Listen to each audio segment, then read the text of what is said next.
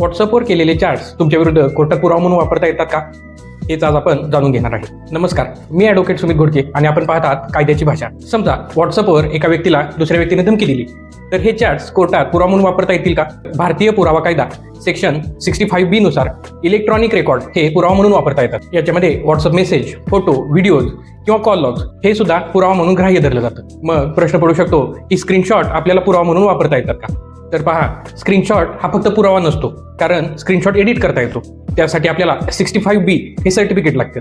65B certificate म्हणजे मोबाईलवरून घेतलेला डाटा हा खरा आहे, त्याच्यामध्ये कोणत्याही प्रकारची छेडछाड झालेली नाही आणि तो मूळ फोनमधूनच घेतलेला आहे याची लेखी स्वरूपात दिलेली खात्री.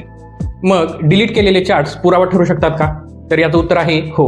कारण चॅट डिलीट जरी केले तरी फॉरेन्सिक लॅब ते रिकव्हर करू शकते किंवा गुगल ड्राईव्हवरून ते रिकव्हर करता येतात. सर्वोच्च न्यायालयाने विविध खटल्यात असे स्पष्ट केलेलं आहे की डिजिटल एव्हिडन्स हे सेकंडरी एव्हिडन्स आहेत. त्यामुळे समोरील व्यक्ती जर चॅट्समधील मजकूर त्याने लिहिलेला नाही असं म्हणत असेल, तर तो मेसेज त्याच व्यक्तीने केलेला आहे हे सिद्ध करण्याची जबाबदारी पुरावा देणाऱ्यावर असते. तुम्हाला आर्यन खान विरुद्ध NCB केस आठवत असेल.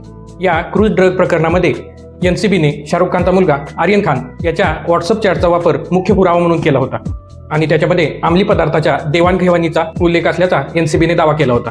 तसेच सुशांत सिंग राजपूत केसमध्ये सुद्धा तपासादरम्यान रिया चक्रवर्ती आणि इतर लोकांच्या व्हॉट्सअप चॅटचा वापर CBI आणि NCB कडून करण्यात आला होता. डिलीट केलेले मेसेज रिट्रीव्ह करून त्याचा तपासामध्ये वापर केला होता. आणखी एक महत्त्वाचा मुद्दा तो आहे फॉरवर्डेड मेसेजच्या बाबतीत.